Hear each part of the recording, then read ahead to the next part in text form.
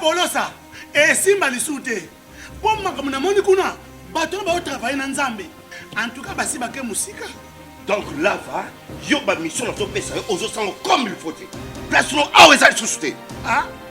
Oyaki, allez, quittez. Polosa, on est là-bas, on est là-bas,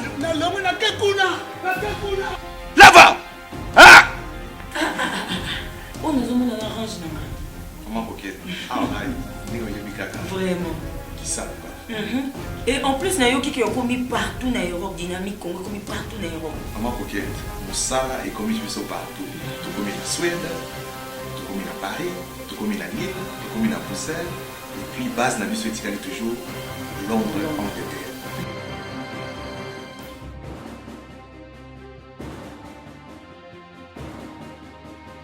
Biso na dynamique Congo, toza ko avancer na nkolo. Mesdames et messieurs, bienvenue, deuxième partie Critique Info. Nous parlons de la manchette qui titre 18 candidatures déposées, élection du bureau du Sénat. Le Sénat, le FCC rassuré de la victoire écrasante du ticket Tamboué, Mwamba et Bochab. Parlons aussi de Bahati qui fait confiance aux sénateurs. Mesdames et messieurs, nous l'avons titré ainsi, Bahati Lukwebo et Tamboué Mwamba, que le meilleur gagne. Monsieur Bahati Lukwebo et Monsieur Tamboué Mwamba sont deux personnes qui ont évolué dans une même famille politique, qui partagent le même bilan, qui ont été tous de plusieurs fois ministres et des ministres sans résultat. On est d'accord. Ils étaient tous ministres dans le résultat discutable. Très discutable. Mais les deux, académiquement, présentent des atouts bien. Des atouts, je dirais, des atouts, on peut le dire comme ça, des atouts. L'un est avocat, l'autre est professeur. Mais seulement le problème ici, c'est que le Congo a vu comment les deux personnes ont travaillé. Les deux sont des élus. Monsieur Bahati a déjà été élu des élus, disons élu, et puis maintenant élu des élus. Monsieur Tamboué Mwamba aussi, élu des élus. Maintenant le problème, c'est que les deux n'ont jamais travaillé dans le conseil législatif de façon permanente, ou surtout dans un bureau. Je peux me tromper, hein. Moi je dis toujours, je peux me tromper. Je crois que M. Bahati Lukwebo, si je ne me trompe pas, il était dans un bureau, je peux oublier. Mais au niveau du Sénat, les deux sont tous des débutants. Ils ne connaissent pas la gestion de la présidence du Sénat, parce qu'ils n'ont jamais été au Sénat comme président ou comme membre du bureau, tout ça. À moins que je me trompe, hein. Je dis toujours, je peux me tromper. Je peux être trahi par ma mémoire ou par mes souvenirs. Mais que représente M. Bochab, pardon, M. Tamboué Mwamba et M. Bahati Lukwebo? Il faut dire une chose. Ici, ce n'est pas le profil qui compte. Nous sommes au Sénat avec 108 députés, ou pardon, sénateurs, ou moins de 110 sénateurs. Ce sont eux qui doivent faire le choix entre les deux candidats. Il y a 18 candidatures, mais au moins les deux qui sont généralement connus, c'est M. Bahati Lukwebo et M. Tamboué Mwamba. Mais il faut le dire que les deux doivent avoir le poids ou un bilan, disons un parcours, un bilan ou quelque chose à présenter aux 100 sénateurs. Mais le problème, c'est que la bataille avait déjà été, le jeu avait déjà été joué en amont. Ça veut dire au sein de la plateforme politique, politique et électorale, le FCC. Pourquoi M. Kabila a choisi M. Bahati, M. Tamboué Mwamba et pas M. Bahati Lukwebo? Et donc, on se rend compte que nous sommes dans une situation où M. Kabila était dans l'obligation de trouver des gens fidèles. Et que M. Bahati Lukwebo, deuxième personnalité, sinon vous voulez la plateforme la plus imposante après le PPRD, c'est le FDC. Donc, dans une lutte comme ça, il faut diminuer ou si vous voulez réduire la nocivité d'un adversaire potentiel. Il faut le faire si vous voulez vivre longtemps en politique. Et encore une fois, peut-être ça ne peut même pas être au niveau de M. Kabila, mais c'est plutôt au niveau des autres. M. Némi Moulania et les autres classiques du PPRD, qui n'ont peut-être jamais eu le courage de faire des partis politiques et de les imposer, comme l'a fait M. Bahati Lukwebo, ils ne peuvent pas comprendre que M. Bahati prenne le droit ou reprenne ses propres droits dans un parti politique. Parce que, vous savez, quand on est dans un parti, la réciprocité est une bonne règle, mais aussi la redistribution des charges est le gage de la sécurité d'une plateforme. Je veux avoir ce qui me revient.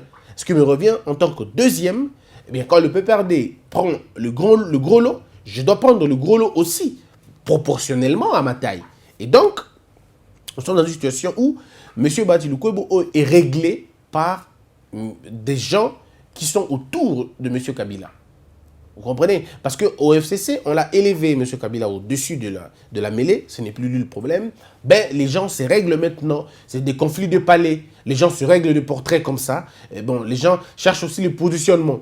Tout le monde cherche à gagner la confiance. Et tout celui qui protège le PPRD, qui protège les intérêts du président, de M. Kabila, qui protège ses intérêts, a déjà une bonne longueur d'avance par rapport aux autres. Et c'est ce qui marche. C'est ce qui a fait que M.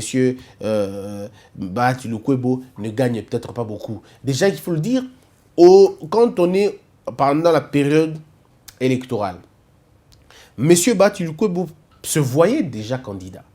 Il se voyait déjà dauphin. Parce qu'il était en principe le dauphin potentiel.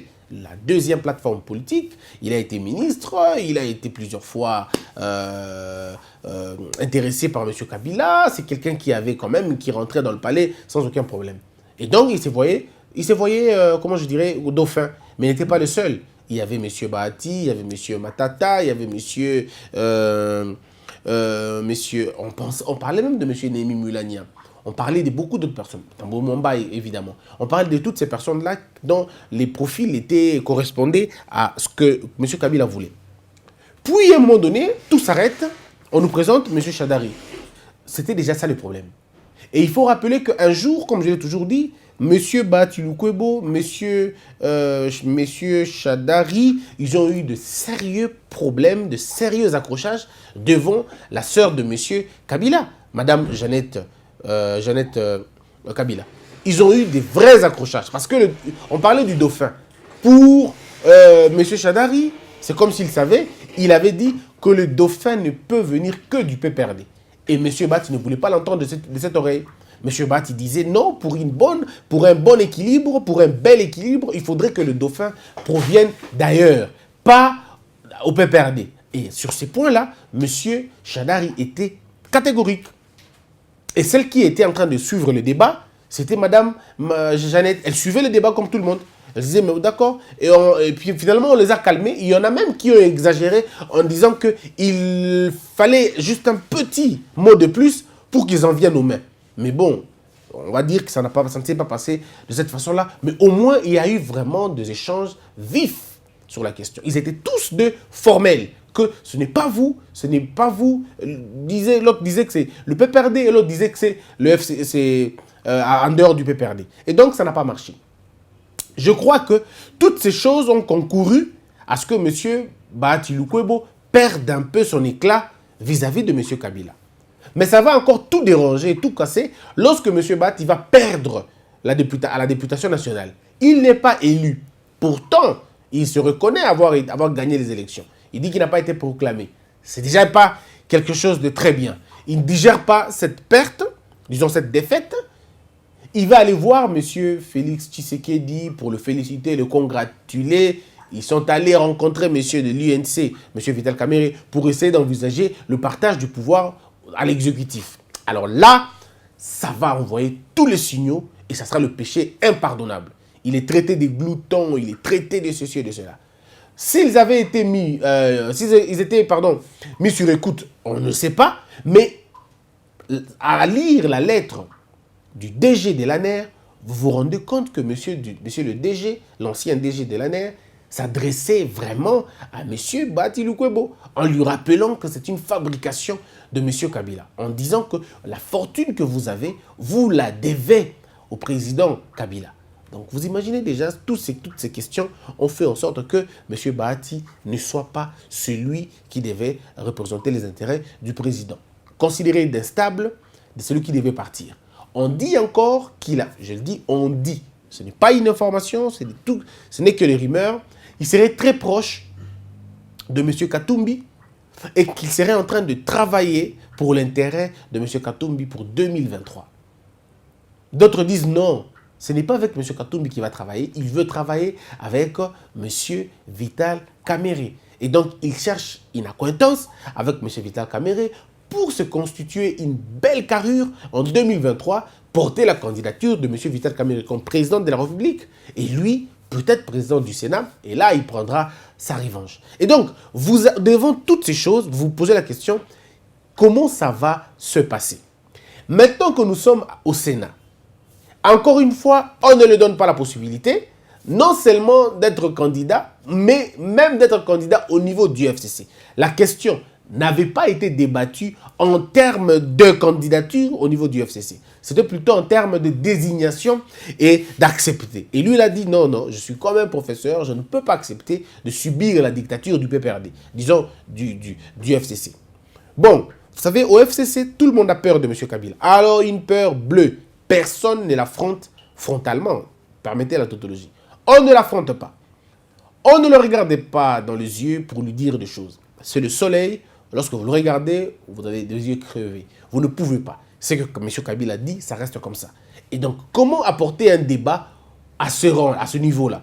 Comment dire à M. Kabila, vous avez commis la première erreur de faire accepter tous les députés, Mme Mabunda, ne commettez pas la deuxième erreur, ou sinon la seconde erreur de nous imposer un président du Sénat. Laissez-nous quand même discuter là-dessus. Personne ne pouvait avoir cette idée-là, parce que ce que le chef a pensé, c'est ça qui doit être fait. Et donc, vous avez déjà là, il est encore, à un moment donné, dérangé et troublé.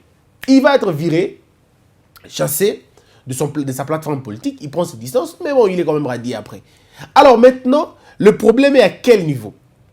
Maintenant, le problème est que tous les deux vont voir les députés, les sénateurs, pardon. Sachant que les sénateurs ont un mot d'ordre. Les sénateurs qui ont dit, ils ont fait confiance à M. Kabila, ils vont laisser à M. Kabila la possibilité de diriger leur pensée politique plus tard. Ils veulent rester fidèles à M. Kabila. Et la décision est claire. Votez tous pour M. Tambwe Mwamba. Alors, par quel mécanisme M. Bahati peut remporter cette élection? M. Bahati a presque 13 sénateurs. Mais tous les 13 sénateurs ne lui prêtent pas allégeance tout de suite. Il en garde aujourd'hui peut-être 5 ou 6 sénateurs qui sont prêts à voter pour lui. Mais même si on vous votez 6, ça ne marchera pas, vous ne gagnerez toujours pas. M. Bahati a besoin d'au moins 57 sénateurs. Ou disons au moins 50 sénateurs. Parce que vous avez 108 députés, 108 sénateurs. À moins que les 18 candidats, pardon, le 3 ou 4 candidats au Sénat puissent avoir deux sénateurs et faire un peu de disséquer les voix. Mais si nous allons dans un affront entre M. Tambwe et M.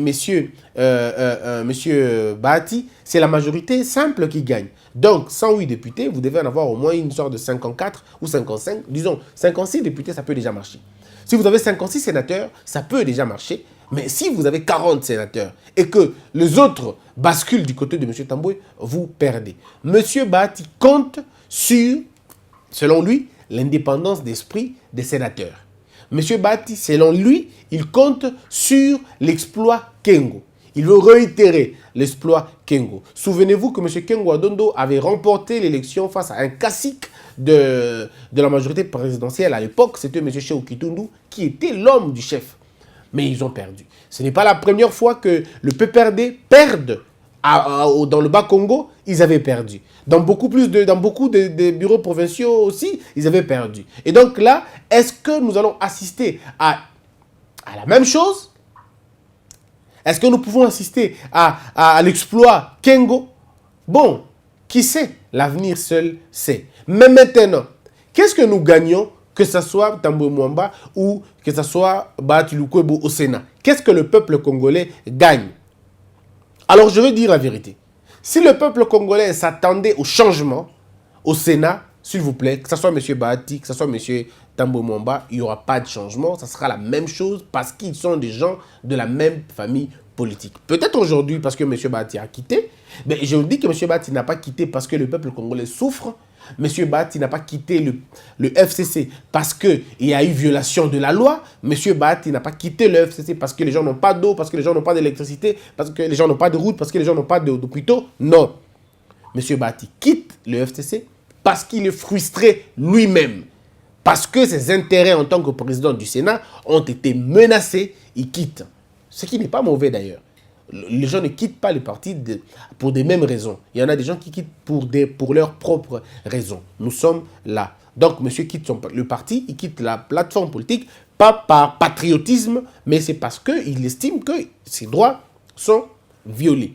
Fallait-il attendre que ces droits soient violés pour quitter une plateforme qui a fait de vous ce que vous êtes devenu?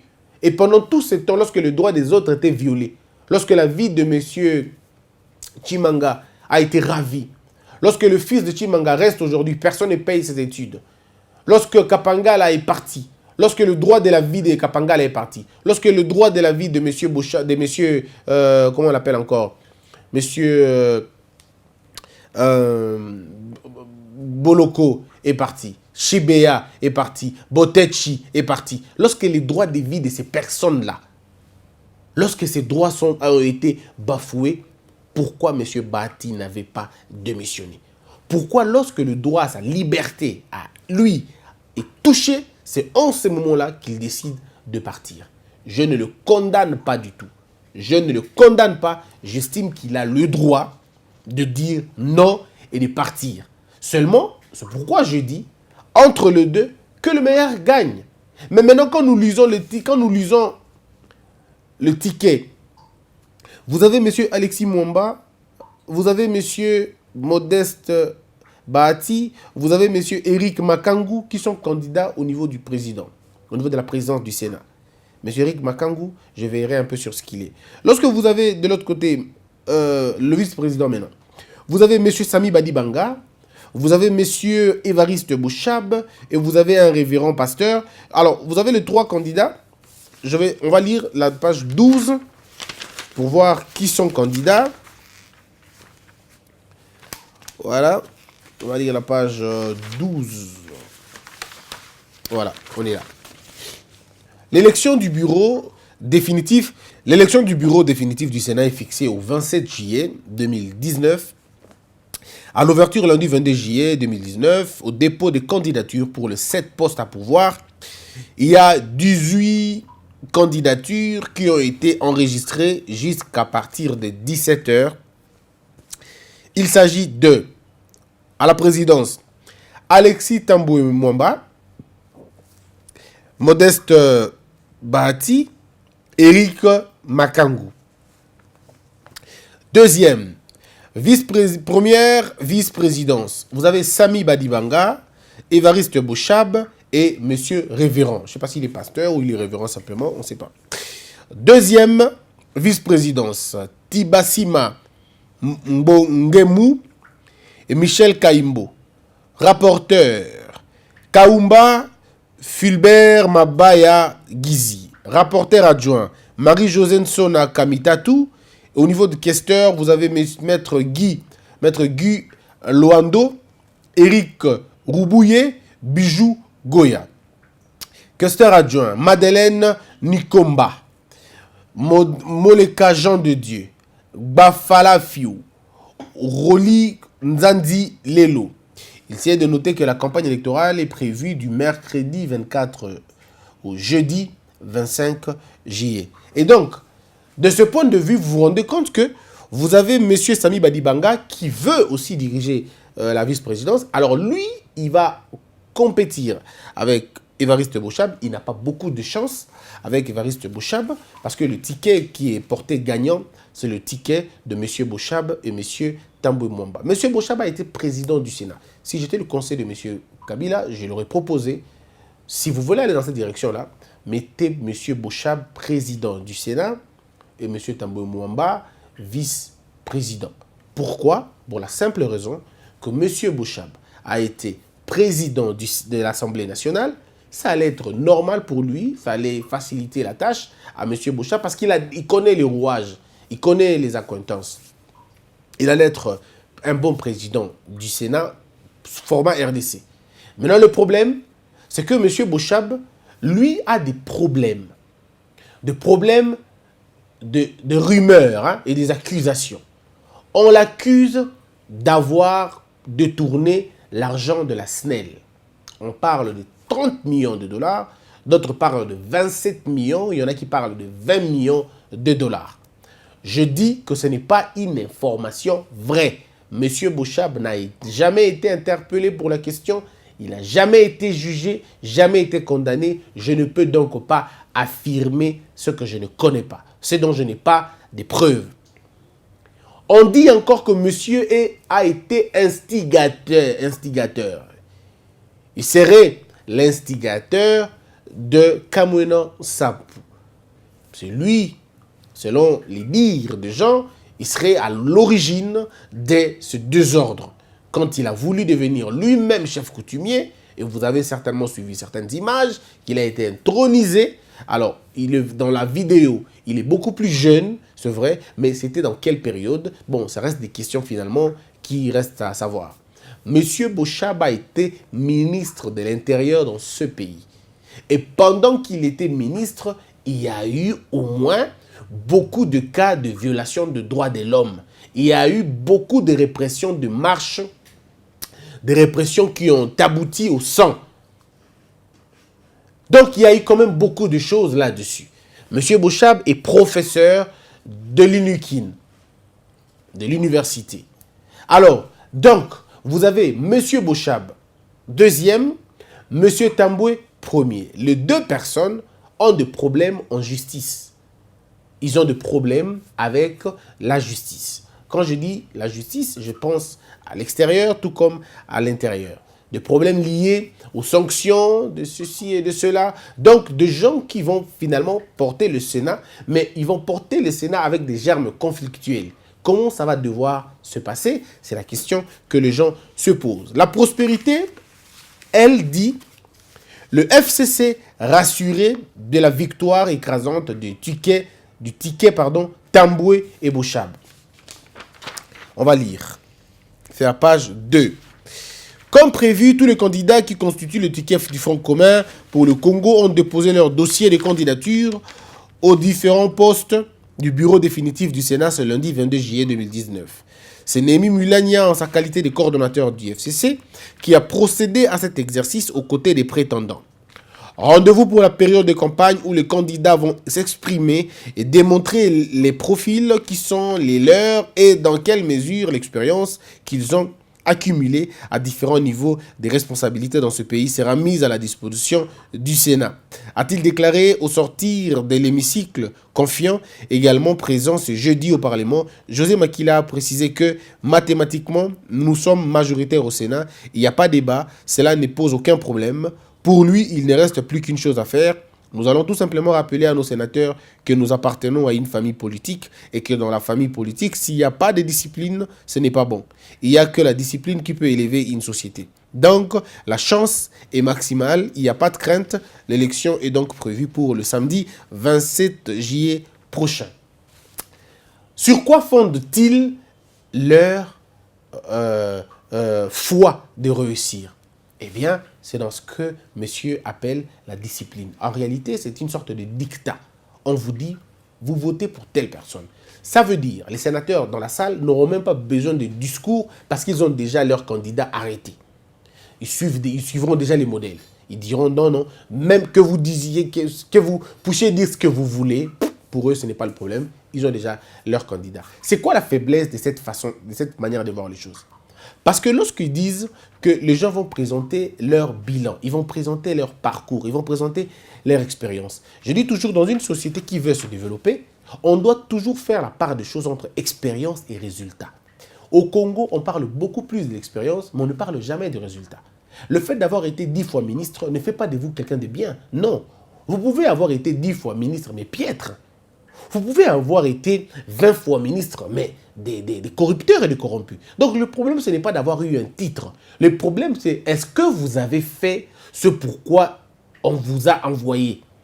Est-ce que vous avez fait ce que le titre veut que vous puissiez faire? Est-ce que vous avez anobli votre titre? Quand vous étiez ministre de la Justice, qu'avez-vous fait? Est-ce que le taux de violation des droits de l'homme avait baissé?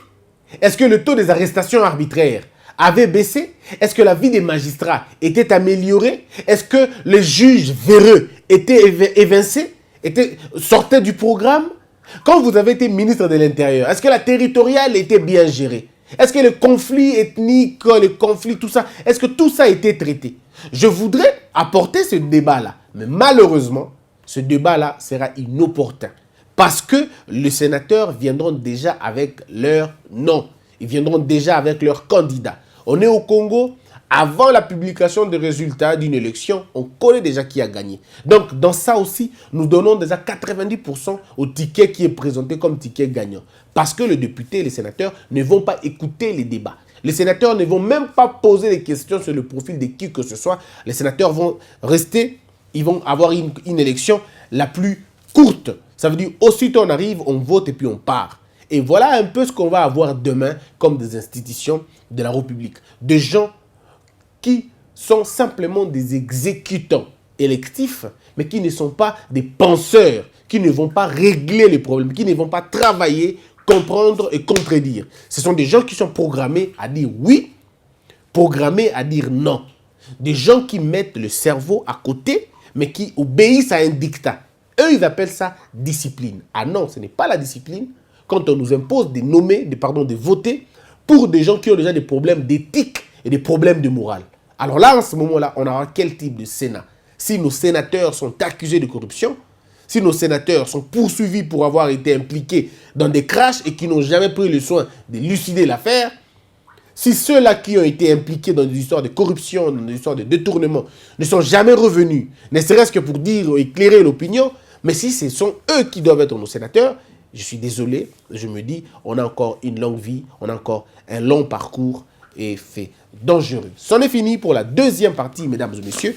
Troisième partie, rendons-nous, il n'y aura pas direct aujourd'hui. Nous sommes en train de travailler pour mettre en place des choses qui vont vous faire plaisir.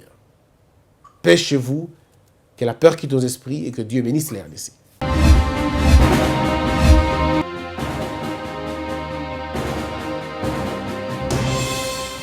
Patron nga Apolosa, esimba lisute. Pour makambo na moni kuna, patron ba travailler na Nzambe. En tout cas, basi bake musika. Donc là, va, yo ba mission na to pesa yo ozo sango comme il faut. Place no awe za susute. Ah? Oyoki, allez quitter. Polosa, on na bacha bani na kale. Na lamu na kekuna, na kekuna. Là va. Ah! Oh, nous avons la range là. Comment coquette? Ah, oui, Vraiment. qui ça? Et en plus, na yoki qui ont commis partout dans l'Europe, dynamique Congo, commis partout dans l'Europe. Comment coquette? Ça est commis partout. Tout comme en Suède, tout comme à Paris, tout comme à Lille, tout comme à Bruxelles. Et puis, base la mission est toujours Londres, Angleterre.